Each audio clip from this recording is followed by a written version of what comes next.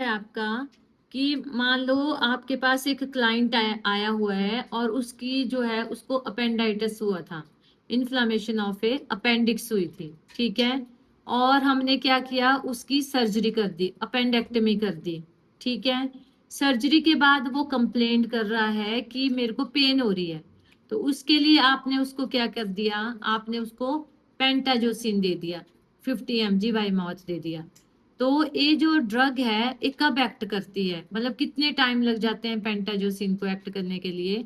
तो ये क्वेश्चन जो है वो आपका एम्स में बहुत बार आया हुआ है।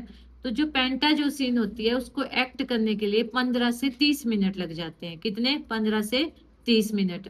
नेक्स्ट क्वेश्चन है आपका, एक क्लाइंट है जिसका टोटल गैस्ट्रेक्टमी हुई है। टोटल गैस्ट्रेक्टमी का मतलब है उसका पूरी तरह से पेट का जो पार्ट है वो रिमूव कर दिया गया है। और सेवरल आवर आफ्टर सर्जरी, और सर्जरी के कई घंटे के बाद जो है हमने नोट किया कि जो एनजी ट्यूब जो है जब हमने उसमें डाली थी तो वो क्या हो गया है, उससे ड्रेनेज जो है वो स्टॉप हो गया है, ठीक है। तो नर्स कैसे रिस्पॉन्ड करेगी?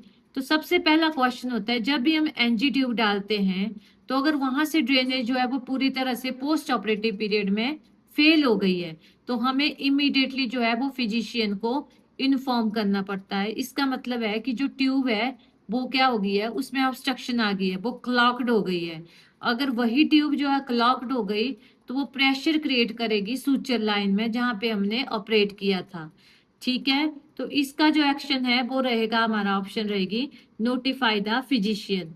और reposition the tube, irrigate the tube, increase the suction level, ये हम कर ही नहीं सकते हैं इसमें, क्योंकि ये सारी चीजें होती है हमारे पास गैस्ट्रिक सर्जरी में। नेक्स्ट क्वेश्चन आता है आपके पास कि एक नर्स है जो असेसमेंट करती है पैरालाइटिक इलियस की। पैरालाइटिक इलियस का मतलब होता है कि आपकी इंटेस्टाइन की मूवमेंट जो है वो अच्छे से नहीं हो पा रही है। अगर आपकी इंटेस्टाइन की मूवमेंट अच्छे से नहीं हो पा रही है, दैट मीन्स आपका जो बॉबल है वो भी बाहर नहीं निकल रहा है। और ये बहुत बार रिपीटेड क्वेश्चन है। तो उस टाइम जो बॉबल साउंड है वो किस टाइप की प्रोड्यूस होगी? तो इस टाइम जो बॉबल साउंड होती है वो हाइपो एक्टिव बॉबल साउंड होगी। हाइपो एक्टिव क्यों होगी? क्योंकि पैरालाइटिक इलियस पहले से ही हो रहा है, ऑब्स्ट्रक्शन आ रही है। तो जो बॉबल की मूवमेंट होगी वो भी क्या होगी? Hypo active. तो ये क्वेश्चन जो है वो बहुत ही रिपीटेड है कि अगर बॉबल साउंड नहीं, अगर आपके पास बॉबल मूवमेंट अच्छे से नहीं हो रही है तो बॉबल साउंड जो कई बार पूछा जाता है कि हाइपर एक्टिव होती है इसमें कि हाइपो एक्टिव होती है। तो बॉबल साउंड भी क्या हो जाती है? Hypo active.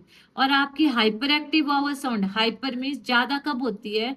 जब आपको क्या हुआ है, या तो डायरिया हुआ है तो उस टाइम बहुत ज्यादा हाई पिच साउंड होती है। और ब्लोइंग साउंड होती है in case of A brute में। ब्रूट में आपकी कौन सी साउंड होती है? ब्लोइंग साउंड हो जाती है, ठीक है। नेक्स्ट क्वेश्चन आता है आपका कि कौन सा डायग्नोस्टिक टेस्ट जो है वो फर्स्ट फर्स्ट हम इवेलुएट करेंगे जिसमें क्लाइंट को ऊपर की जीआई की ब्लीडिंग हो रही है। तो इसने बोला कि फर्स्ट टेस्ट, पहले टेस्ट की बात कर रहा है।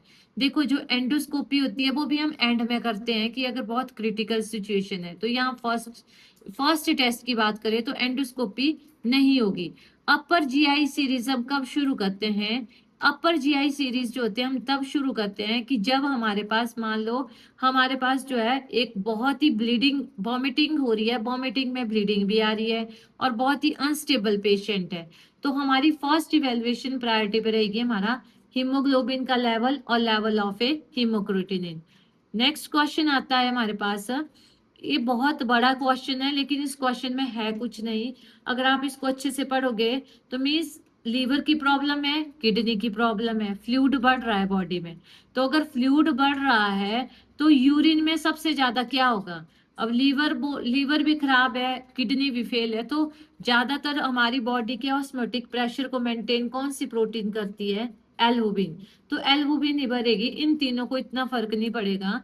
अगर लीवर नहीं होता यहाँ पे तो इसकी ऑप्शन हमारे पास क्रिएटिनिन हो सकती थी क्योंकि किडनी फेल हो रही है। लेकिन यहाँ लीवर के साथ साथ हमारी किडनी भी फेल हो रही है। तो कौन सा लेवल आएगा इसमें? एल्बुमिन का लेवल आएगा, क्योंकि एल्बुमिन ही हमारी बॉडी के ऑस्मोटिक प्रेशर को मेंटेन रखता है। नेक्स्ट क्वेश्चन आता है हमारे पास। एक क्वेश्चन बहुत लोगों को पता नहीं होता है, और नर्सिस को तो ये चीज पता ही होनी चाहिए कि मान लो कॉलिसिस्टेक्टमी हो रही है, यानी गॉल ब्लैडर को क्या कर दिया है, रिमूव कर दिया है, और उसके बाद हमने क्या किया, इंसेंटिव स्पायरोमीटर दिया सर्जरी के बाद। तो क्यों दिया जाता है, ये इसलिए दिया जाता है ताकि जो है रेस्पिरेशन के लेवल को मेंटेन रख सके, क्योंकि जब हम गॉल ब्लैडर को रिमूव करते हैं तो रिस्क ऑफ एटिलेक्टेसिस जो होता है वो बढ़ जाता है, लंग्स की प्रॉपर एक्सपेंशन नहीं होती है। तो लंग्स की एक्सपेंशन को मेंटेन करने के लिए जितनी भी सर्जरियां होती हैं गॉल ब्लैडर जिसमें रिमूव किया जाता है, तो एज ए नर्स जो होते हैं हमारी रिस्पॉन्सिबिलिटी होती है कि हमने इंसेंटिव स्पायरोमीटर का पेशेंट को यूज करने के लिए देते हैं ताकि उसका लंग्स जो है वो अच्छे से एक्सपेंड हो सके। अब एक क्वेश्चन आता है हमारे पास, सीरोसिस वाला पेशेंट है, लीवर जिसका डैमेज है, तो कौन सी ड्रग देते हैं तो जिससे हमें पता लगता है कि लीवर प्रॉपर फंक्शन कर रहा है, यानी हमारा लीवर में प्रॉब्लम है, यानी हमारे फ्लूइड में प्रॉब्लम है।